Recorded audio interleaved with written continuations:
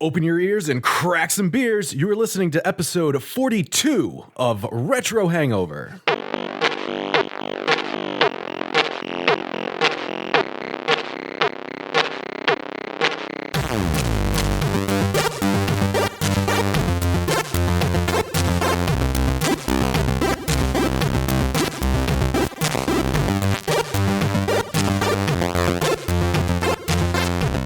Welcome, Internet. We are coming to you from the streaming service of your choice. Galloping graciously toward gonorrhea-giving Ghidorah, giving great Game Boy gaffs, this is episode 42 of Retro Hangover. And I am your co-host, Chris Copleen, as always, with your host, Shane, small, cute, and portable Dick Dragon Koski, and our special guest host, once again from Gray Man Games, Seamus Patrick Burke. You know, I never thought that that I was going to refer to let's go with my package as perhaps kawaii, but here we are. This is where I am in my life.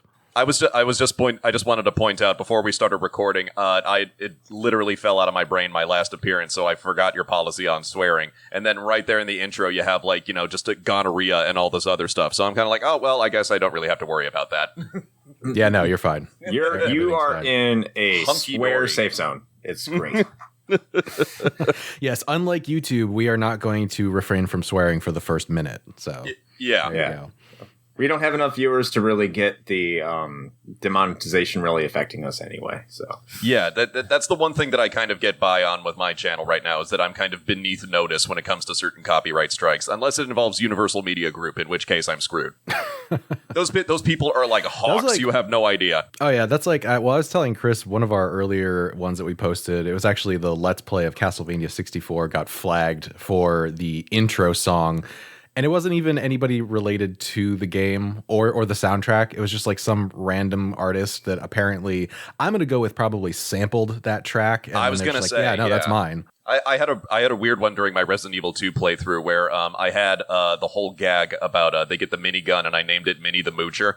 And I had a portion of Minnie the Moocher from the Blues Brothers movie playing during the outro, and they actually flagged that. So I just needed my video up for the day. So I just said, whatever, just remove the audio. I'll just replace it later, and I never got around to it.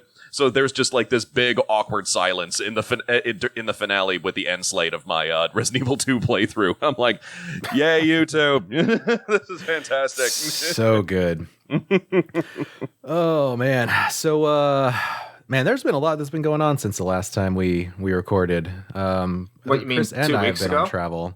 Two weeks ago, right? Definitely. Yeah, 2 weeks. definitely 2 weeks ago. Yes. Yeah, there's no way that we scheduled that to post while we were, incommunicado or anything. But yeah. No.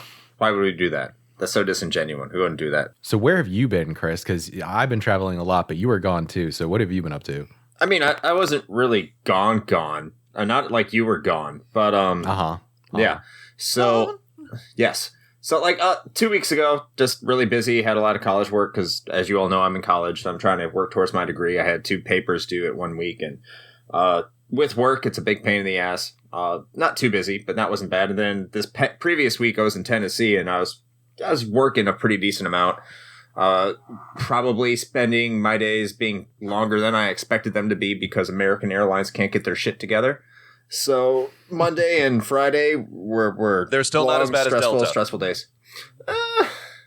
That's debatable. Americans pretty bad. They're pretty bad. Listen, American Airlines is the only one I've ever had where they had actual fog coming out of their AC units in the airplane, and they tried to pass it off as normal. Yes, that definitely happened. It's like a spy movie when they release the gas and they try to knock everyone out in the plane. It's like Inception. Well, I would have preferred that. Then I go to sleep and everything's fine. Yeah, then you wouldn't have to actually experience an American Airlines flight. But I had some fun in free Tennessee. champagne with Leo. Oh, I wish it was free. They want to charge you probably $15. Yeah, here's your glass of champagne. $15. Yeah. What's it called? Walmart champagne. Oh, thanks guys. Appreciate it. Excuse me, that's great value champagne. I'm sorry. It could be Aldi brand. Then it's just champagne. I'm a Kirkland brand person myself. It's literally Champagne, they actually go with the wrong pronunciation on purpose because it's the lowest brand. So you got to spend your time in beautiful Tennessee. Right outside Memphis. And apparently Memphis is not this great country mecca that it's supposed to be. It's actually pretty downtrodden. So cool. Yeah, not really. They've got that weird Eye of Sauron building that just kind of looms over the entire city. No, that's Jacksonville. Why do so many buildings have like Eye of Sauron like tops to them? I have no idea. That's the Prudential building here in Jacksonville because no one goes downtown. That is definitely Mordor. No one goes there. That's true. That is true. But in terms of video games, I've been playing Final Fantasy 15, which I have grown slowly addicted to, and it has reminded me why I don't play open world RPGs. And that is because I do everything but the main plot. So yeah, that sounds about right. It's like if you take like a little bit but not the best parts of Kingdom Hearts and a little bit but not the best parts of Xenoblade, you get Final Fantasy 15. See, this is why I was telling you, man, you should have just played the FF15 mobile version like I've been doing, because it's basically the same game but like much more streamlined. Yeah, I'm sure, but I probably would have enjoyed it more, but then I would have felt that I should have been playing the original one. And then, like, I'm on chapter 3, and each chapter is it's still early game, and I've already put 24 hours into the damn game. So I'm doing everything. That's when you've had the crossover point. Like, that's when there's no coming back. You're addicted to it once you've put in like a full like day. Yes. And I can't rip myself away from that. But that's pretty much it. All I'm saying is you brought that on yourself. I did. No, I totally did. I can't wait for this to be done because I want to get to more linear arcade games and waste my time playing those. So anyway, Shane, how about you? I heard you went back to where you came from. Was it crime infested? And did you fix it? Did you have to phrase it that way? Did you return to save your people? So you're back. Did you fix it? So... What was broken? What was I supposed to fix? I don't know. You just went back to where you came from. That's what you do. God, I have no idea what you're talking about. God damn. All right. Yeah, no, I went back. It was good. Yeah. So I'm sure most people are totally fucking lost right now. So if you were listening to, I think our previous episode, we talked about it. And if not that, then perhaps the one before it. But my girlfriend and I decided to plan this big trip. We did sort of a Scandinavian tour, as we called it, and hit Norway, Sweden, Finland, with a couple days in St. Petersburg, and also a day trip to Estonia because it's basically like 2 hours on a ferry from Helsinki. So there's a little town called Tallinn that's on the coast. It was very nice. The whole trip was awesome. It was a little bit of a whirlwind, but we kind of knew that going in because we wanted to try to pack as much as we could into the 2.5 weeks that we were gone, because thanks to the American workforce system, I have only 3 weeks of vacation time for the entire year. So I used most of it for this, with a couple of extra days for, things like Thanksgiving or Christmas or other unimportant things like that. So yeah, man, it was a really good trip. And apart from all of the, the sites and everything, of which I have been posting to my social media, the most important thing is that I am now officially engaged. So, may your first child be a masculine child. Well, thank you. So that occurred in St. Petersburg at the Mariinsky Theater. We went to see a ballet there, and it was amazing. And the building itself was beautiful. It's one of the oldest theaters in Russia. It's also the place where a lot of Tchaikovsky's productions premiered, actually. So also notable in that way. And yeah, everything went pretty smoothly. So we could spend a lot of time going into it, and maybe we'll do this as some like bonus content or something like that. But because we packed so much shit into like one trip, I think we managed to hit almost every travel issue you could possibly come across within that 2.5 weeks. So while it was a really good time, there was also a lot of shit that we had to deal with, but overall it was good. But I'm back. I safely made it through customs, which was actually weird because in Miami, they didn't even check our bags. Apparently, if you come from, the capital of white people in the north. They don't give a shit when whatever you're bringing back. But last year when we came from Colombia, they like shook us down. So well, it's a good thing you didn't have to worry about them pulling anything out of your butt this time. That's true. Yeah. I mean, either that or, they were afraid we were smuggling cocaina in our coffee bags or something. No, it was already in your nose. Yeah, that's true. Well, you got to use that stuff up before you come back. It's the same thing with like food. To be fair, I don't. General advice. I'm not very impressed by Miami's airport. I went there. I was not. No, happy. shit sucks, man. Yeah. That's like, it's, in my opinion, it's the second worst airport. Only slightly behind fucking Newark. That place is a shithole. Well, if you ever go to Djibouti International, let me know and we can compare notes because that's cool. I will never do that. The gold standard for bad airports has to be Charles de Gaulle, like in France. So just Charles de Gaulle Airport is like they lose airport privileges forever. So Seamus, well, I've yet to experience that one, but I guess I get to look forward to that someday. Yeah. So once again, congratulations, man! Very, very happy about your engagement. Thank you. Appreciate it. I'm sure this will be a good point of discussion for our upcoming episode in March, which we're not going to get too detailed on. That should be a fun one. So Seamus, it's been a little while since you've been on the show. First of all, how have you been? And how are you doing? And just to pause, by the way, I'm not going to ask you what video games you're playing because, let's just assume you weren't, even if you were, Shane, on your trip, because no. So back to you, Seamus. How have you been? What have you been up to? I had an 8-hour flight. You don't even want to know about what I played? Fine. Well, you just got engaged. I'm not going to ask the question. You're playing whatever. relationships. That's what you're playing. It's a very involved dating sim. Yeah. I'm good. I have been insanely busy. And the reason I've been busy is because I live in Portland, for those of you who don't know, and I've confirmed a table at the Rose City Comic Con for the first time in 5 years. And basically Congrats. a bunch. Yeah. And it's super funny because, it was around a time when I was ironically being kind of tight-fisted with my money. And I was on the wait list. I hadn't confirmed a table when they just opened up registration. And they just sent me this email like, hey, this table's yours if you want to claim it right away. And lo, just like a couple $100 just goes flying out of my wallet as soon as possible. I don't even give it a second thought. And so, since this is going to be like a big thing for me, I've just been prepping everything I've been working on, everything I want to show off, and I have to get it ready in about 2 months. So, in order to have it finished. So, the rest of my summer is going to be really blocked up. Had a table at IndieCon a couple weeks ago, and for those of you who don't know, outside of my YouTube channel, I publish my own independent comics, sell my own artwork. I actually launched an online store recently. You can find that at gumroad.com/spburke. And lots of video game themed art. I think you guys would like that. And as for games, I'm still in the middle of my Bloodstained playthrough. I am absolutely loving that. That thing was so completely worth the wait. And I'm looking for more esoteric games to be playing. We were talking about dating sims. I'm actually going to be playing Arcade Spirits soon. So I actually got to meet the developers, and they said they would share that. So I'm really looking forward to it.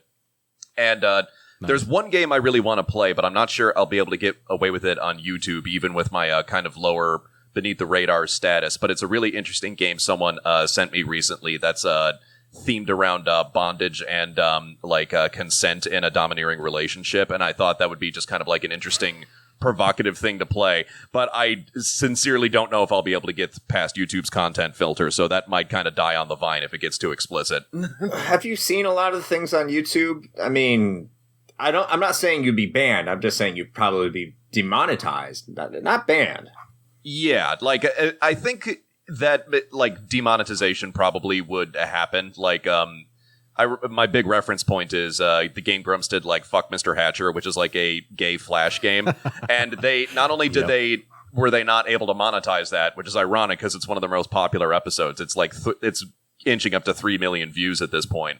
But they also had to delist that. So if you actually go to YouTube and you enter Game Grumps Mr. Hatcher or something like that, it doesn't come up. You actually have to properly go to Google to find the episode. So it might be more trouble than it's worth, but I think the subject is really interesting. So I kind of want to see if I can tackle it. And plus, it's a black and white game. So that, for whatever reason, the art style isn't black and white. So I thought that would be perfect for me, just from an aesthetic point. Yeah. I say that's right up your alley. Yeah.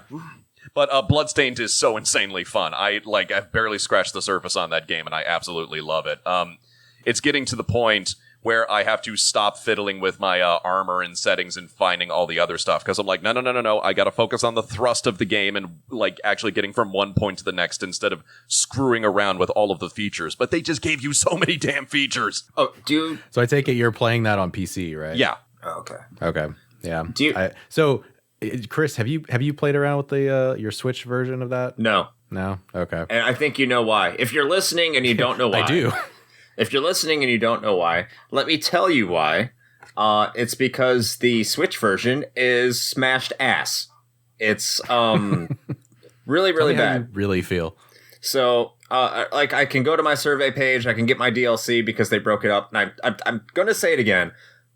Should have been on Wii U. That's why I ordered it for. But I had faith. That'd be good on Nintendo. I love that, like, the Wii U is the hill that you're willing to die I will die on the Wii U hill. I just got my copy of Axiom Verge for the Wii U, which is the last physical copy of any game released for the Wii U so far. I love my Wii U. I will always love my Wii U. Should have been on the Wii U. It would have been much better. But in any case, yeah, smashed ass. Not going to blame EGA. I love you, EGA. I'm going to blame 505 Games. It's all their fault, because EGA is infallible. We all know that. So, apparently they're going to fix it, which gives me enough time to play Final Fantasy 15 until completion. Then I could go in and put in all my backer content, all my free backer DLC. It's in the backer slipcase, which is a beautiful slipcase. It's kind of flimsy. A lot of people are bitching. I'm not bitching. But no, I haven't played it yet until they fix the shit that they're supposed to fix before releasing it, because it crashes, it doesn't look good. That's not going to fix, because it's just not as powerful as the other systems, which I don't understand. But in any case, and a whole host of other issues that you can easily look up, because I'm sure plenty of people are bitching about it openly. So go take a look. But I have not opened up yet, so I'm going to have to enjoy it vicariously through Seamus's videos, even though I didn't want to do that because I don't want to spoil the game for myself, even though I love Seamus's channel. But that's probably the best way I'm going to be able to enjoy this game. Yeah, I wanted to pick it up for the Switch because I actually really like having, those like 2D platformers and stuff on that console. It's perfect for it. But I just, with all the issues that thing has had, I'm probably just going to end up buying it on like Steam or something. You have it that way. You have a PS4. I mean, I do. Sometimes I forget that I have it. That thing is basically my Kingdom Hearts 3 machine, but yes, that's don't tell anybody, but I haven't owned a Switch up until now, and I'm actually getting one very, very soon, and it's mostly for Mario Maker, but just like and I'll be able to catch up on the Link's Awakening remake that they're releasing. I'm looking more forward to that than anything else. And we can talk more about Link's Awakening later during this discussion, given the subject today. Yeah, definitely. So are you planning on picking that up soon, or are you going to wait until the revised hardware comes out? I'm going to be getting the version you can connect to the TV, for lack of a better term, because I want to see if I can do a Let's Play of Link's Awakening, for my channel.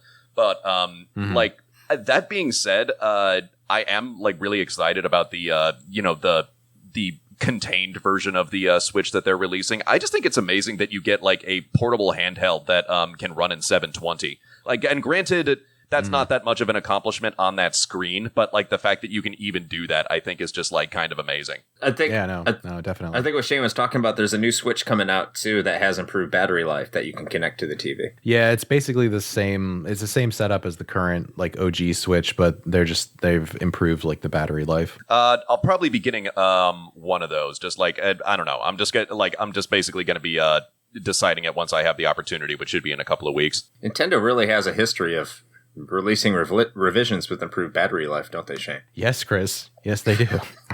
And before we jump into our main topic for today, because we should probably that is a segue right there. Yeah, I did. Even though Chris completely just steamrolled over this, I want to mention because it's important to me, and I feel like everyone should know about it. Because I'm a big Contra 3 fan, I just picked up Blazing Chrome for my Switch, and holy shit, that game is awesome. So it is basically a love letter to Contra 3. in so many different ways. Like there's some stuff in there that is like straight from, like there's a jet bike level that is almost straight from Contra 3, but it's done so well. And it's, I think it's like 16, 17 bucks or something. So you can pick it up on Switch or on PC, probably a couple other platforms. But I just wanted to throw that out there real quick because that has been amazing. And for the price, it is like well worth it. So if you liked Contra 3 at all and you listened to our episode a few episodes back about that, definitely check out Blazing Chrome because that thing is amazing. Hooray, Contra. We love Contra. Hell yeah. All right. With that being said, this week is episode 42, and this week is a very special episode, as you know, because we have Gay Man. God damn it. Oh, I am so keeping that in. You're Games here, Seamus. Burke. Gay Man Games. You're turning into the comment section of my average video when someone doesn't like it. I'm like, no, that's a different channel. That's private. You don't get to see that. More like Gay Man Games. Damn it, no, I'm doing it. Gray Man Games. Gay Man Games is Choaniki, and that will be on the TurboGrafx Mini. But in any case, Gray Man Games... God damn it! Gray Man Games is here. Seamus Patrick Burke. Just call me the Gray Man. Seamus Patrick Burke is here. That's what I do. Yeah. And today we're going to be discussing Game Boy because this is the 30th anniversary of Game Boy in North America. And if anyone has a problem with that, because it was back in April in Japan, this is not a region-free gaming podcast. This is a North American podcast, and there's great podcasts that are region-free. So if you want, and you can listen to them too. So I didn't expect there to be just like blatant jingoism in our podcast, but that's fantastic. Hell Region doesn't get anything with this podcast. So this week we are going to be talking about the Game Boy. So I guess I'm introducing myself because I've taken this over. So here, yeah, fucking knock yourself out, man. Just go for it. The truth comes out. So here's your brief history of the Nintendo Game Boy.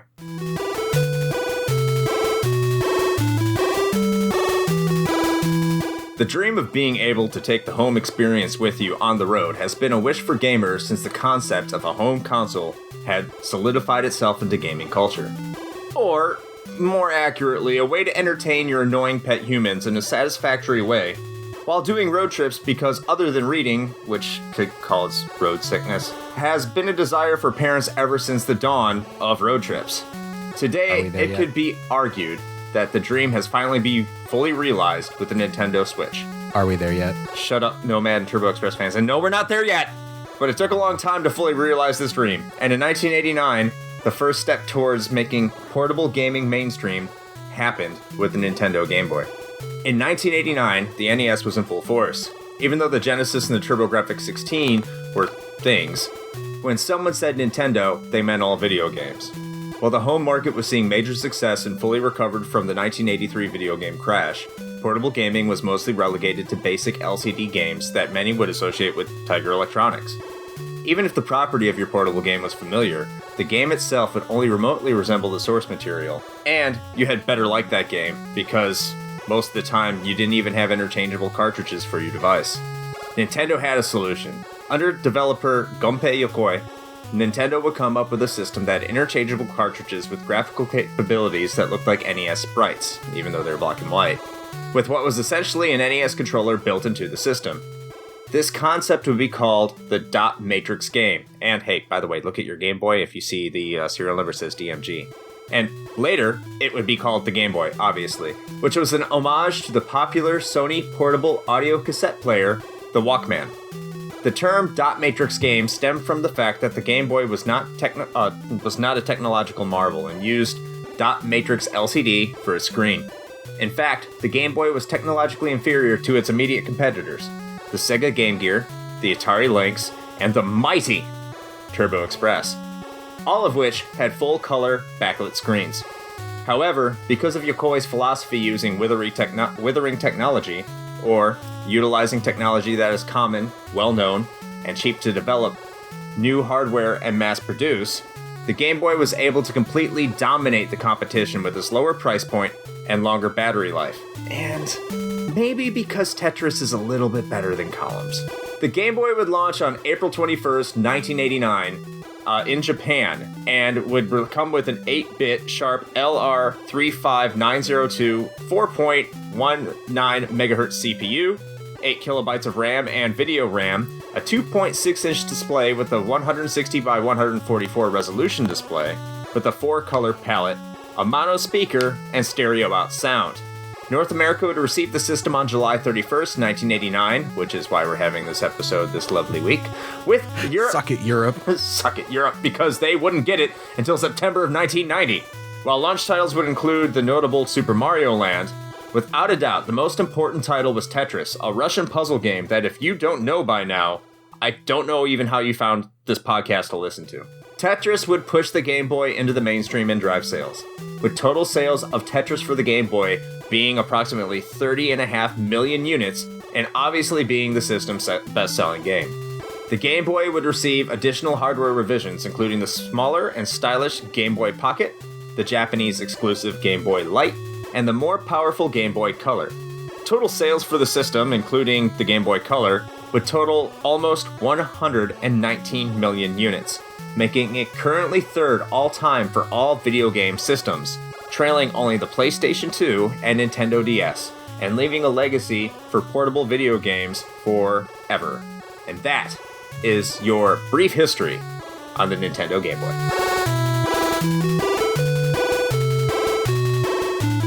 All right. Well, thank you for that brief history, Chris. So, I kind of want to just jump right into some of the personal experiences with this one, because I think we have a lot, and I know Seamus has got a lot to say about this one. So let's start with him. What were some of your personal experiences with the venerable gray brick? Well, the first thing that I remember is that the Game Boy is the first console that I had to work for. I got my NES when I was 3 years old, and, I was a 3-year-old kid, so my parents just bought it because they thought I would like it, and, it was nice.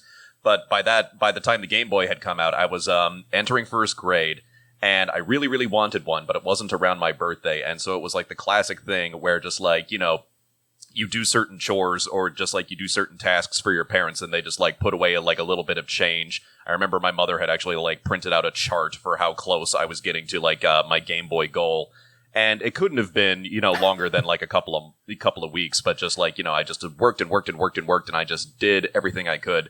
So the Game Boy is precious to me because I felt like I earned it, and so but I finally got it, and it was just and I was just inseparable from that thing. My original gray brick Game Boy, which I still have, it's, displayed in my apartment. I just carried it everywhere I possibly could. I never brought it to school. I probably could have brought it to school, but I don't know how fussy they would have been about it. Chris and I have literally known each other since childhood, so I don't know if our school would have taken it away or something like that if I tried to play it during recess or something. But, Arborview, maybe? I don't think you went to Arborview, though. No. I went to Briar Glen, yeah. Okay. So, I can tell you in high school, in algebra class, they didn't take it away from me while I was playing Dragon Warrior Monsters. Okay, yeah. So, maybe I did, it just never occurred to me, but that's beside the point. And, it's so funny because, so many, Game Boy memories are just, crystal clear in my head. And I remember, Tetris is the classic, and I think that is probably the most diabolical thing that Nintendo ever did, is they kind of, it was kind of the precursor of just what they do with mobile games now, because easily the most popular thing on mobile games is puzzle games, and so, because they're just so addictive and you can just play them infinitely. So you just have a game like Tetris that you can just play infinitely, and you just have it in your pocket wherever you go, just I think it was just kind of a watershed moment, not just in games, but also psychology of games. You just constantly give people that little serotonin kick, whenever they have an opportunity. But Mario Land was the big one for me, and I remember a super triumphant moment. I was visiting my godmother in California, and we were at her house, and my parents are talking about stuff. I'm a 7-year-old kid. Everything adults say is completely boring to me. And just while they're talking, I managed to just finally beat Mario Land. And bear in mind, Mario Land is not a very long game. It's the most linear Mario. You can speed run it in 20 minutes. But, when you're a first grader, that's, going to the moon as far as you're concerned. And, but I finally beat it, and just, Mario Land actually has really good music, and it has like one of the most triumphant like end of the game themes ever. Just like nut nut nut na na na na na. Just that melody just sticks in my brain too so much. And you know, they're like, Seamus, what the hell are you doing? It's like, I did it. You plebes don't appreciate my accomplishments. You will bow before me. Took me 20 minutes to do this. Those are the best 20 minutes of my life. Before I discover girls. I mean, that was still the best 20 minutes because I can't get beyond 5. Any case, Shane, what are you about to say? Oh, when keeping it real goes wrong. No, I wasn't going to say anything. Oh, well, how can you say anything after that? Yeah, I can't follow that. I have like my really sincere, like, you know, like heartwarming memory, and you just follow it up with that. Welcome to podcast, ladies and gentlemen. There is a balance to everything. So it's like after you really got into Super Mario Land and you worked for it, and did you really hold on to the Game Boy? Did you ever really upgrade and go beyond that? I have like every single like Game Boy model. I have at least one. I've collected like you know, just different colors, and I've collected like different variants, because especially if you're a Game Boy fan, that is the biggest thing that will kind of keep you going, is the fact that is that they have so many like limited edition variants of Game Boys. Like I remember for the original one, they released like, you know, all the different colors, like the yellow, the red, like the clear see-through one. They did the same for the Game Boy Color. They did the same for the Game Boy Pocket. And I'm actually super annoyed by this, because I didn't know this until I was doing research for this podcast. But so for the Game Boy Pocket, which we'll get to in a little bit, but like they actually released a version that was backlit. Like, because the backlight didn't come until like the Game Boy Advance, because just like the you know, the technology hadn't caught up. But they SP Game Boy Advance SP. Yeah. But they released it. It was called the Game Boy Light. It's the only version of the original Game Boy that has a backlight built in, but it was only released in Japan. And apparently one of the limited edition ones has artwork by Tezuka on it. So I'm like, damn it, I want that one so bad. That's like my white whale. That's the one that I really want to see if I can find on the used market. I can't even imagine how much that was going to cost. Yeah, just like get the Tezuka version of the Game Boy. Just like I'm sure it costs an arm and a leg. All right, so cool. So Chris, what about you? Because I'm going to save mine for last, because I feel like my experience was a little different from this. So I wanted to hear what you had to say first. So I can't remember exactly when we got a Game Boy. It wasn't my Game Boy. And we'll talk. So you stole it. Great. Well, not really. I think that's kind of why I put in that line in the brief history about, you know, how you keep, you know, annoying children to stay quiet, is you just hand them a Game Boy during road trips and everything's good to go. But my dad really seemed to be into the Game Boy. It was like his kind of portable machine, and he would let me play it. And that's kind of how it went when it came to the Game Boy. And he got a very nice set of games for it. And I remember specifically playing it originally. We went up and kind of rented a cabin in the woods, and we went there for vacation, I think, every summer. And we just go up there, and every summer there was the Game Boy. And he had a very particular set of games. It was the first Mega Man. It was Mega Man, the Wily Wars. No. Wily's Revenge. Wily's Revenge. Riley's Revenge. Wily Wars is the We Genesis did an entire game. episode on this. Like, that was literally the last time I was on the podcast. God damn it. Okay. Yes, Wily's Revenge. Yes. We know video games. Yeah. Yes. So it was Mega Man, Wily's Revenge, Ultra Golf, so essentially Konami Golf, and Contra game. I can't remember if it was the first Contra to come out for it, or it was the Alien Wars. I think it was the Alien Wars. And Tetris. And we were up there, and when we weren't fishing or walking around outside and doing all, you know, country cabin shit, I was playing the Game Boy, and that's kind of how I'd pass my time up there. Did your dad have the pocket sonar adapter for your Game Boy? Did you use that for fishing? He did not, but that would have been that's awesome. I don't. Yeah, we just kind of just took a shitty little, you know, canoe out there, and it was good. I mean, it was a long time ago. I barely remember it. But he did have like the... I just feel like that's just insane. I just want to point that out. That peripheral is just insane. Like, Nintendo's done some other weird shit, you know, in more recent memory, like their whole like short-lived dive into like health diagnostics or whatever. But like having Bandai Namco release that pocket sonar for a Game Boy, that's just a whole other level of insanity that I really appreciate. So I take it you haven't heard of the Game Boy sewing machine? I have not, actually. That's the Game Boy Easy Bake Oven. Just I feel like you're just making that up. No, I'm actually not making up the Game Boy sewing game. That's a real thing. Fantastic. Yeah, yeah, it's crazy. It's a Game Boy frying pan with a copy of Cooking Mama. Because that's what the kids really want with their peripherals. They want fishing and they want sewing. Like, this is gonna sell millions. Hey, I mean, if you had that sewing machine Game Boy app in like 2009, 2010, you could sell a ton of shit at retro. What other peripherals can we release that are like related to chores that you had to do on the weekends, like at your parents' house, like the Game Boy Weed Whacker, like, or something like that? Yeah. Kids are really into Little House on the Prairie, right? Let's make some shit for that.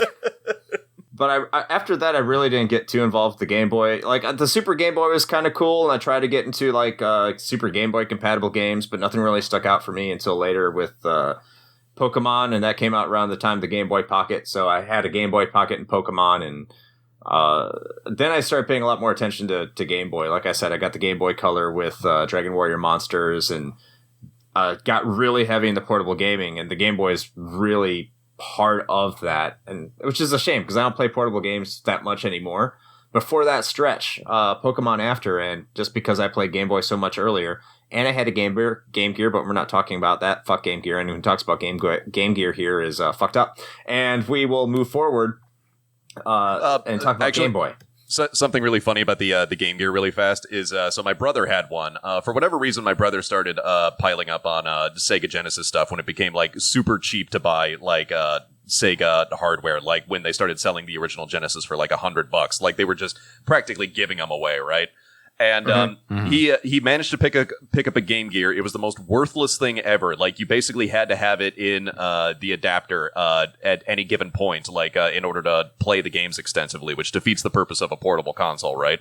But so I've just been lugging it around because he didn't want it anymore. It's been in my game collection, and recently I unloaded some of my classic games. I was telling you this before we started recording, and I actually tried to sell the Game Gear. And none of the local shops in Portland would take it for a specific reason, because the screen on the Game Gear gets really easily damaged. And so if you're trying to get it in the retro market or the used market, you have to advertise that you've had the screen replaced if you want to have any hope of selling it. Like, if you have like a Game Gear with the original screen, like you will basically get like no money for that on eBay. Oh yeah, because it has bad caps, bad capacitors.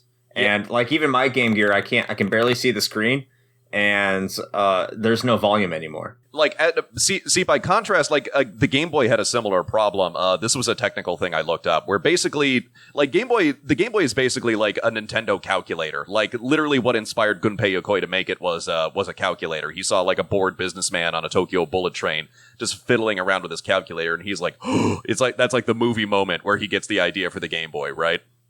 And most calculators and dot matrix screens like that ran on ink. And so if you have a really old Game Boy and you start getting like some screen fade, especially on the original, like that's just because the ink is fading because it's like 20 years old. And you can get it replaced and you can get it repaired, but it's just like something you kind of have to bear in mind when it comes to the retro market. Like, and that would be fixed when the Game Boy Pocket came out. You know, like, they just kind of amended that issue somewhat. Sure. Yeah, I mean, that's like the same sort of issue with, you know, the internal batteries on like Game Boy cartridges dying and stuff like that. Yeah. The unfortunate reality of the hardware. But Chris, I want to just say that I really appreciate you shitting on the Game Gear, because that's an excellent segue into, you know, my personal memories. So thank you for that. That's why I did it. You're welcome.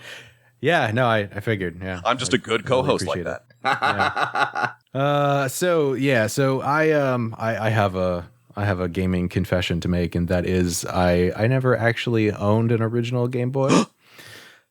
I know. It's I'm a heretic, but it's true.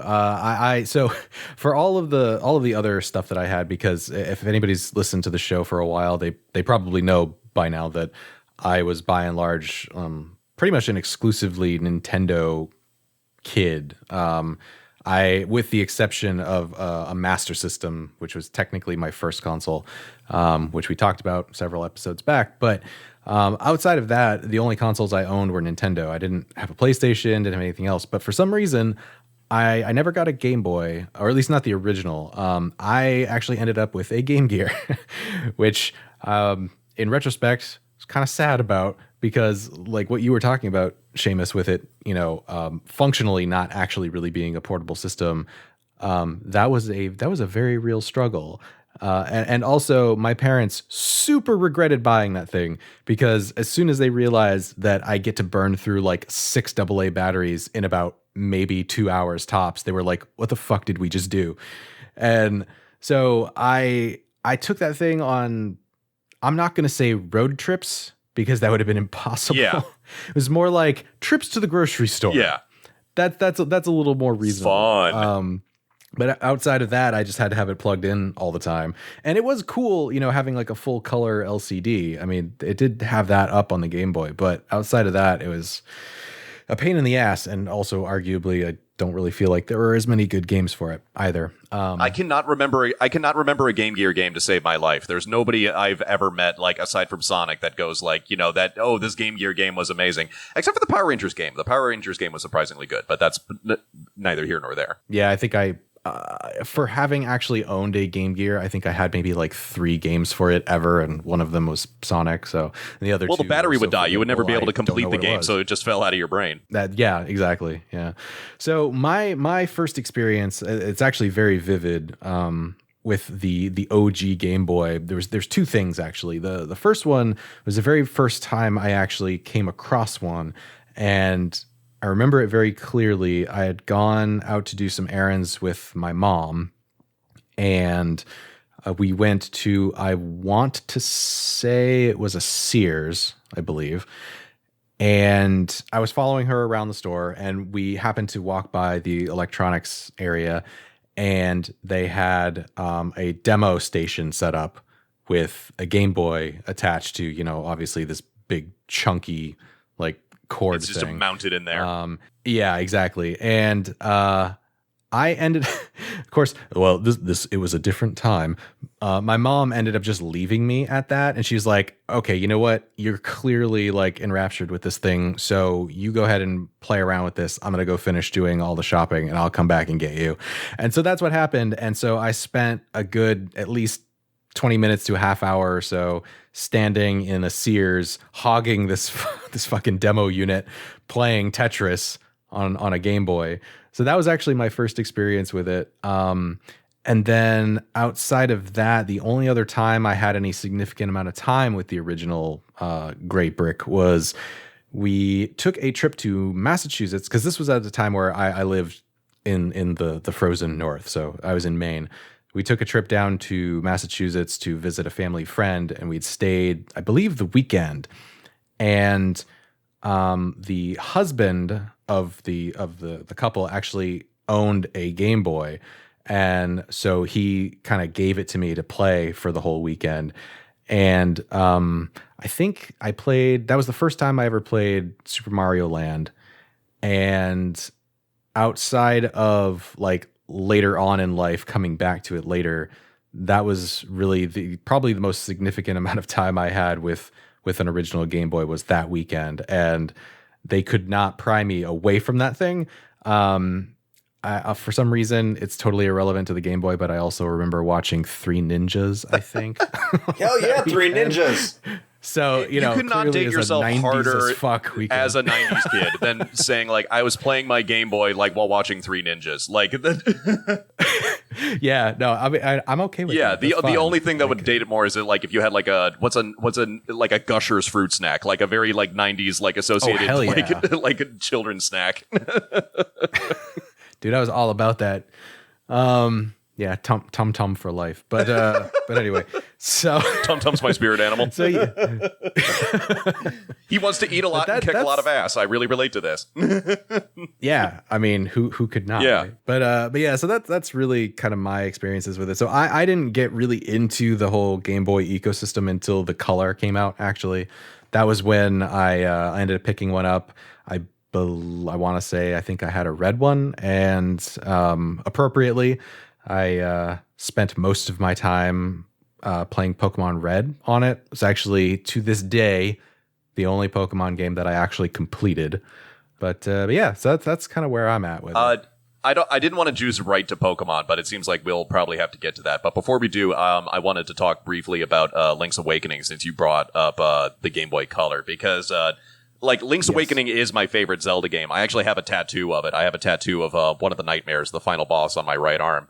And nice. And I, the remake, which is coming out later this year, is just one of the things I'm so hyped for. And so I love Link's Awakening so much that I've bought multiple versions of it. So I have the original for the Gray Brick, and then I have the Game Boy Color version, the DX that they re-released, with the special color themed dungeon that they put in there. And I've always wanted to do an episode for Gray Man Games of Link's Awakening, but I feel like it's probably my favorite Game Boy game, and I kind of don't know if I should do it for a special occasion or if I should just do the episode. I guess later this year, I'll have to make a decision since the remake is coming out. But I point out Link's Awakening because I kind of feel like Link's Awakening paved the way for Ocarina of Time and everything that people associate with Zelda.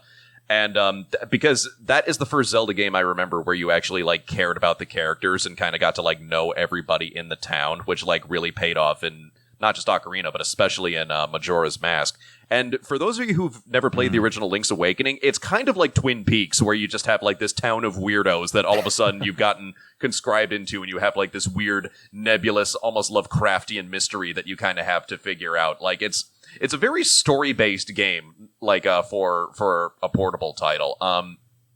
And I don't know, I remember just going to the dungeons and kind of solving everything else, but I also remember just trying to cheat to the shovel away from the crane game guy, or just interacting with the chain chomp that was just basically someone's dog. Just weird, quirky memories with that particular Zelda game, or going on the fetch quest so you can get the boomerang. You trade the honeycomb to the thing, and then you get the thing with this stuff, and then you give that guy the stick, and then the stick goes over there. Just I think actually Link's Awakening was the first one to introduce that kind of long trading quest It sequence, introduced right? a lot of stuff that became Zelda staples later. I kind of consider it because Link to the Past was good, but the story was just kind of there. The story didn't really have anything. It didn't really impact you. When I replay it, you remember when you particularly save the girls in the crystal in the Dark World. They have long time ago the seven sages went with the great cataclysm, and then just it doesn't relate to anything that's immediately affecting you. Whereas Link's Awakening, right. it constantly affects you. You're constantly invested in everyone and everything that is kind of going on around, and it kind of gives you this sense of melancholy once it's kind of over and you actually beat the game and you have to leave the island. And just the fact that you were able to get this at all on basically a portable calculator is kind of an accomplishment. Oh yeah, definitely. And actually that functions as a really good segue into favorite Game Boy games. So clearly Link's Awakening is probably your number one, but do you have any others that you kind of point out as some of your top picks? One of my favorites is Belmont's Revenge, the second Castlevania game they did. And by the way, I said this when I did a video on Belmont's Revenge. I will never do an episode on Castlevania the Adventure because fuck that game. That is one of the worst games I've ever played, Castlevania or otherwise. And I feel like it's kind of a punishment a bit because I didn't mean to, but I basically stole my cartridge of Castlevania the Adventure. I was talking to someone at a Funko Land, and they were showing off their Castlevania the Adventure cartridge, and they just left and just without doing kind of whatever, and I'm just oh shit, I accidentally took their game. I totally didn't mean to do that. Well, I guess I'll give this a shot, and I've never beaten the original Game Boy version of Castlevania the Adventure because the third stage is fucking impossible. It has this scrolling kind of thing, which totally doesn't work with the sluggish controls and the terrible jumping. And so I feel like God punished me for accidentally stealing that guy's game for giving me one of the worst Game Boy games ever. But Belmont's Revenge, it basically... No, you realize what happened there is that you didn't steal it. He offloaded that shit on you. Yeah, he's just oh no, I lost it. Hey, do you want a free game? It's just like he gets outside, he's like, hey, sucker. But it's like, I'm free. Free from the curse of Castlevania the Adventure. Like, did any of you guys have like the did any of you guys have the Game Boy light attachment? Like, you would just like literally mount it on. It was basically just a flashlight you would mount onto the. I remember that so much from road trips where we're just like driving late at night, but I wanted to play my Game Boy, and so I just have this like flashlight that I've just mounted to it, and it just gives me like a little bit more light. It's like a little bit better, but not quite. Like, it's not as good as a backlight would have been. Like, there's a whole thing in the retro scene where just like, but you had like that big one where you had like the magnifier and that was this big that was the pimp shit back in the day. You're just I had the one that like plugged into the side and like kind of curled. I had like the curls in it, and then like it would be like purple, and it had the little light on top. It's like an LED light. Oh, you mean like the worm light thing? Yeah, the worm light, a coil. Yeah, that's what it is. It would coil up, and then it would just go. And it actually worked really good for like basic games like RPGs like Pokemon and stuff. Oh, RPGs. We got to talk about Final Fantasy Legend, like which is like I feel like one of the most underrated series. Just like it's so good that like Jackie Cation, the comedian, did like an entire bit on that game where you just like you get to pick whatever class of warrior you want. You get to play like mutants, or you get to play like warriors or healers or whatever, and then you just like go to the 3 different kingdoms of the land, and you just like kill all of the kings and take their shit, and then you go into the tower, and then you go to the top of the tower, and you get to fight God, and God is like a little bearded Amish dude in the middle of your Game Boy screen, and you get to kill God. Like it's one of the only video games where you get to go up to heaven and kill God. Well, at that time, not until God of War would you be able to have that experience. What was Breath of Fire then? I don't know, some weeb shit, man. Weeb shit.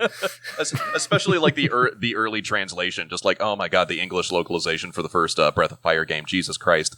Both Breath of Fire games. Yeah. They were terrible. But that's a good thing Seamus mentioned that, because I was going to go into my favorite Game Boy games, and I would say it's first and foremost, I would say it's probably Tetris, but you can get Tetris anywhere at this point. You can play it on ATM machines. I pointed that out in my episode on Tetris. Yeah, like if it has a screen, it can play Tetris. So you don't get a Game Boy to play Tetris. Back then you did. Now you don't. I have it on my DS, and that's what I travel with. I have a coral pink DS, and I play Tetris on it. But like if I'm going to get a Game Boy, it's going to be Super Mario Land 2. I think that's probably the most solid Game Boy game. If you're going to buy a Game Boy and you're going to buy it for something other than Pokemon, it's going to be Super Mario Land 2.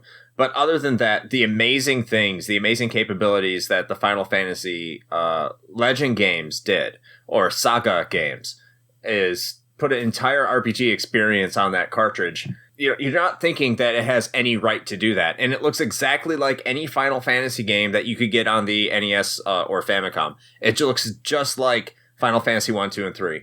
And there's not much of a difference, especially like Final Fantasy Legend 3, when it shifts from the more traditional kind of Saga where you level up based on your actions to more of a traditional level up based system. It's a lot of fun, and you don't really expect that on your Game Boy. Now, of course, later when it go on, you had the Game Boy Color, you had Dragon Warrior 1 and 2, you had probably the second most definitive version of Dragon Warrior 3 or Dragon Quest 3, which it's a port of the SNES version, which is considered to be the best Dragon Quest game in the series for a lot of people. And so you have that, but like there's just something about those Game Boy exclusive games that makes them more special as compared to those games that are ports from other systems. So that's why I say like Super Mario Land 2, fantastic game.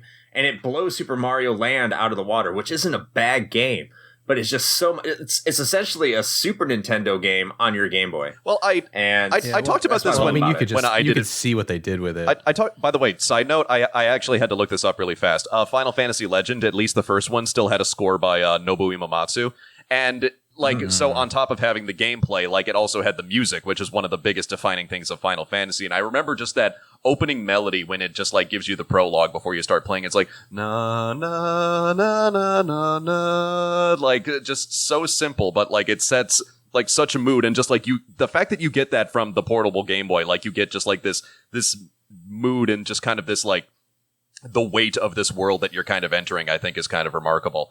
But what you were saying about Mario Land, when I did an episode on it, Mario Land really reminded me of Mario Run the more that I played it, where it's like, it's Mario on, a portable device, and that's all it is. It wasn't anything special. Mario Land 2, meanwhile, just, gave you so many, and not just a Super Nintendo experience, but it gave you so many unique things that, no other Mario game had. Like, it gave you, the bunny ears that basically just let you, float to the ground, or it gives you, it was the first one that introduced Wario. Just it gave us the first Wario experience. Mm-hmm. And it had all unique bosses. Like, you had to fight, the 3 little pigs at one point. Like, that, I remember playing that as a kid. I'm like, wait, what the fuck? Yeah. It was a fantastic game. Yeah. Also... am I the bad guy? Yeah. Also, honorable mention to Kirby's Dream Land. Oh, yeah. Kirby's Dream Land 2 is where it's at, where you get, your little animal buddies. Yes. Yeah. Man, see, this is like... Shane, your turn. I missed out. I missed out on all this shit. I came back around to it later, but no, my favorites list is much shorter and more compact because I didn't own as many of those titles. But, and to be fair, like I said, a lot of them were more like Game Boy Color-esque stuff. But my Game Boy was by and large a Pokemon machine. Yeah, we got to get to Pokemon, don't we? Yeah, eventually. But like I said, Pokemon Red still is the only one that I've actually completed. I didn't complete the Pokedex, to be fair, but I did beat the Elite Four, and that's the only time I've done that. Up until now, actually, I've just finished up Let's Go on my Switch. But so there was that, and I had a couple others. Super Mario Brothers Deluxe, which is basically just a port of Super Mario Brothers, but they added some extra stuff. They added so much more to it, which was cool. They added a calendar to that. For some reason, they thought you could just have your Mario game as a day planner. I'm not sure where they got that idea. Yeah. Yeah, I remember that. I was like, this is cool, but highly unnecessary. All right, fine. I think that's the first Mario game that had the red coin challenge. I think they had that just before Mario 64. Mm-hmm. Yeah. And we didn't mention it, but outside of Link's Awakening, I also I played a lot of Oracle of Ages and Seasons. Oh, on my GBC as well. Yeah. Really good game developed by Capcom. Yeah. Also honorable mention of Pokemon Pinball, because that was actually a lot of fun. The big one I had was Kirby Pinball, which was also insanely fun. I remember for some reason that was the only game I got that Christmas, because I just always got video games for Christmas around that time. But just it's just pinball, but it's freaking pinball and it's Kirby and it's adorable. So that I ended up getting a lot of use out of that one. I love Kirby. Who doesn't love Kirby? How can you not love Kirby? I even watched the terrible cartoon, which just it focuses on everyone but Kirby, but it has the best theme song ever. It's this big band music, just Kirby, Kirby, Kirby's the one. It's so good. So I guess at this point we'd be remiss to not talk at least a little bit about Gen 1 Pokemon, even though we are running a little long, but we need to include it because we've alluded to it a number of times now. Yeah, just get to it. The giant evolving elephant in the room. So, the giant. So let's go ahead. Oh god, and what's that. an elephant Pokemon? It's the giant Charizard. Snorlax. The giant Snorlax in the room. Thank you. I think the actual elephant's called what the fuck is it, Famfi or That's something? it. That's Hold on. Let me call my kid real quick. Adam! Oh my Come god! here. You're actually doing this. What's that dang Pokemon? It's Fanfi. It's Fanfi. Okay, see, Get I was over right. It's here. Fanfi. Hey, is there any Pokemons that look like elephants? Yeah. Okay, which one is it? Domfan. Domfan. Is there any other ones? I forget its name. Fampy? Pampy? No, Fampy. Fampi. Fanpi. Yes. See, there you go, Fampi. I was 80% of the way there. Because we were saying the elephant of Pokemon is Snorlax. But you'd say it's Fampi and Domfan? Yeah. Okay. Or they're not in Gen 1, are they? No. So No. in Gen 1, you would say it was Snorlax. Actually, Snorlax is based off a person. Okay. Thank you, Adam. You're welcome. No, let's follow that thread. I want to know more about Snorlax. We can bring him back when we do the Pokemon Gen 1 episode, because I'm sure you could have it all by yourself. Actually, people don't generally know that Snorlax is based on a person. Actually, if you look at Snorlax, he's got the little koala arms. I think Snorlax is supposed to be some kind of marsupial, but I don't know what kind. All right. So who wants to start? Who wants to start with the Pokemon thing? Let's just do this. So I was talking about Tetris and how you have a puzzle game and it kind of gives you the little serotonin rush from having a little portable game that's just potentially infinite. Pokemon is kind of the same way. Like, Pokemon is diabolical when you think about it. Like, there are just endless ways that you can, like, customize your Pokemon, catch Pokemon. You can get the exact type of monsters that you want, like, the exact kind of team you want. If you want to have, like, a level 100 Pidgey when you take on the Elite Four, fine, go ahead. Just go ahead and level that up. And, like, it actually encourages you to interact with other players. You know, you have the link cable. You have, like, exclusive Pokemon for each version. Just, like, you know, it encourages collaboration and just, like, playing with others. Unless you were a freaking loser and you had 2 Game Boys and you just bought 2 copies of the game and traded amongst yourself. But I never did that. But, yeah, nobody would do that. And so, we all did it. And so anytime when I was growing up and people say, like, you know, games isolate you or games are just, like, for losers, I'm like, this literally makes me, like, interact with my friends and have fun. Like, you know, that, like, this literally makes me get out in the world. And, like, Pokemon Go did the same thing. I remember when Pokemon Go came out, like, me and my girlfriend at the time, we would just be wandering around the streets trying to catch them. And we just catch people with their phones out doing the same thing. It's like, oh, do you want to hunt together? Like, do you want to go together? Actually, speaking of which, at the time of this recording, tomorrow is the next Pokemon Community Day, so I will be out there doing that. Ah, fantastic. But actually, here's the big question. I probably won't be, but for just for Gen 1, who was your starter? Charmander. Bulbasaur. Squirtle. Oh, we have the Wow, seriously? We have the trifecta. Oh my god. That's impressive. We didn't even rehearse that. No. Like, Bulbasaur just kind of seemed like the one who would have, like, the longest dividends for, like, the first part of the game. Because, like, you learn your first grass move. That's, like, pretty good against Brock, but that's, like, indispensable when you get up against Misty. Like, you know, like, because by that time you'll have Vine Whip, you'll hopefully have Razor Leaf or something like that, and just, like, you know, you'll just be able to take her on. See, that was at an age where I was not even thinking about that kind of strategy. I was just like, I don't know, it's a fire lizard. That. I had, like, the guide, and I was just, like, fine-tooth comb, just going over every move, planning every step, just like, I was prepped as hell whenever I played Pokemon. I was always ready whenever I got into a battle. Strategically speaking, yeah, like, Bulbasaur is the smartest one to pick. It's like the easy mode out of the 3. I would argue that Squirtle is kind of the easy mode, because, like, once you learn Bubble, like, Brock is nothing. Like, oh yeah, Brock's toast. Yeah, Brock is dead by the time you walk in. And for anyone who doesn't understand, Brock is the Rock Master. If you don't know that, yeah, just making sure you because for some reason Rock is weak to water. I've never completely understood how that works. Pokemon is rock hard. Like, you watch the Pokemon anime, like, Ash just turns on the sprinkler and, like, Onyx is just crippled because of the sprinklers in the gym. I'm like, okay, just I guess that makes what giant rock snake. Okay. So how did you get introduced to Pokemon? What's your favorite Pokemon memory, Shane? Favorite Pokemon memory? I mean, beating the Elite Four was definitely a big thing for me at the time. I know that. And the funny thing is, too, is I actually, I didn't engage with any of the other, like, Pokemon media whatsoever. Like, I never bought any of the cards. I didn't really watch the show. But for whatever reason, I got totally into Pokemon Red. Now, conversely, my little brother, who's about 4 years younger than me, he was super fucking into Pokemon. Didn't actually play the game, though, but he did everything else. He had the cards. He watched the show, like, every day, you know, whenever it was on. But I didn't end up engaging any of that. I don't really know why. However, I did go back after the fact, though, because the original run of Pokemon is available on Netflix, or at least it was, and went and watched through that entire thing. And I can't for 100% say whether or not I regret spending my time that way, but I did it. But yeah, I guess just beating the Elite Four, because I didn't really do much else with it. Actually, my favorite Pokemon memory, like, kind of came the next generation with Crystal, which was, like, one of my favorites at the time.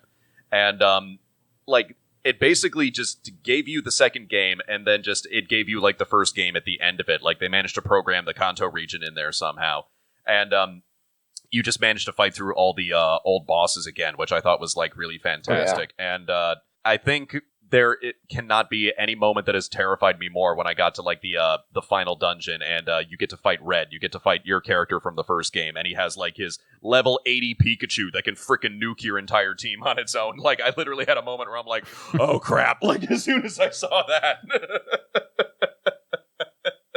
I'm like, the road will be hard. And I still have my I had a tag team of Gyarados for Crystal. I had my original blue Gyarados, which I named Reckoning with an exclamation mark at the end of it.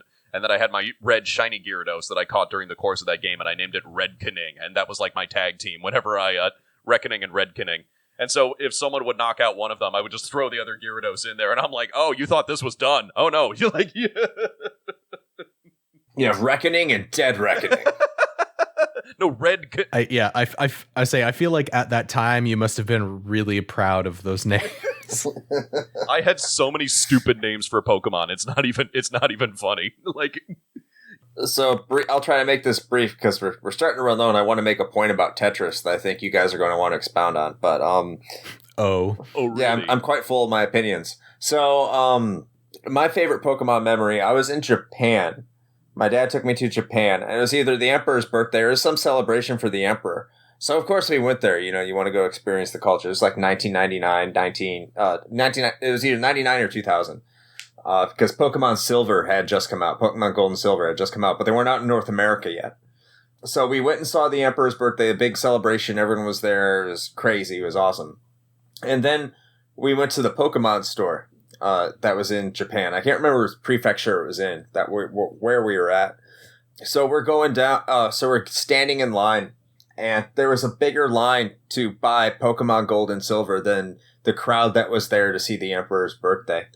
And we were talking to one of the people in line, one of the people who were assuming worked for the Pokemon Center. Like, pretty much people keeping order. You know, they were like in a yellow overcoat that kind of resembled Pikachu. And I remember just the conversation we were having with her, because we were in line. I was going to get Pokemon Silver to the Japanese version, obviously, because we didn't have it.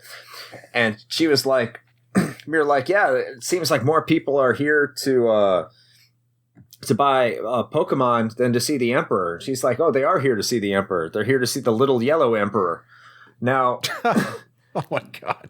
Nowadays, you hear that, and obviously, we're talking about Pikachu, but that could be taken a completely different route because we were in Japan and we're Americans. We're terrible people. So take it for how you will. But that's my best Pokemon memory, is just being in line, getting ready to buy a copy of Pokemon Silver for my Game Boy before I could get in America. And I was just learning katakana at the time, so I was reading all the different Pokemon names. It was fantastic. And that's what I like to think back in his palace, the Emperor was kind of looking at his birthday presents, and he's trying to make sure that his copy of Pokemon is kind of in there. Like, he's kind of looking at his handlers or whatever. He's like, no, you got it, right? Like, it's in there. Like, okay, just want to be sure. Yeah, I also really appreciate that, like, your favorite, like, Pokemon memory is, like, somehow accidentally vaguely racist. That's fantastic. Yeah, I had to think about it. Like, I never thought about it that way. And I was like, if I tell the story and I say the little yellow Emperor, we all know it's Pikachu, right? Like, we know that's Pikachu. That has to be Pikachu. Yeah. Okay, it's Pikachu. It's like one of those things where even though it's like literal, like even though it's like literally yellow, it's still kind of racist even when you think about it. Like, but the point I wanted to make about Tetris, and you do mention it in the show notes here, Shane, and I wanted to more expound on it, is you said that Tetris opened up the gaming medium to women, which had been highly dominated by men, especially in the portable gaming community, that a lot of Game Boy players were women. And my argument would be, not only did it open up to women, but Tetris made gaming mainstream. And what I mean by Tetris is Game Boy Tetris made gaming mainstream, because everybody wanted to play Tetris. Everyone wanted it for their commute. Everyone just, they found it as a way to waste time. It wasn't just women, it was adults. And that's, I think, Tetris and the Game Boy, specifically Tetris on the Game Boy, made that transition from gaming from just being a kid's toy to a hobby for everybody. Yeah, no, definitely. And I mean, the thing that Chris was referencing was just a little fact that I had put in our show notes about that I thought was relevant, and I'm actually glad that you brought it up before we wrap this thing up, because I think it is poignant that there was a study that Nintendo kind of did right around 1995-ish or so, that they found that somewhere in the neighborhood of 45% of Game Boy owners were female. Yeah, literally half. Yeah, which was just about half, which was one of the first times that a gaming system had an actual significant percentage of female owners, which was kind of a big deal. And to extrapolate on that, like you said, I think it does definitely go beyond that, and it did sort of open the proverbial gates to making gaming more acceptable on a mainstream level. I mean, now you see people playing games on their phones everywhere all the time, but it was a very different landscape, 20 some odd, 30, I guess, some odd years ago. Well, if you don't mind me adding something to that, it makes me think of something that Sure. Miyamoto himself kind of said, kind of talking about the cultural perception of video games when it was kind of first coming up.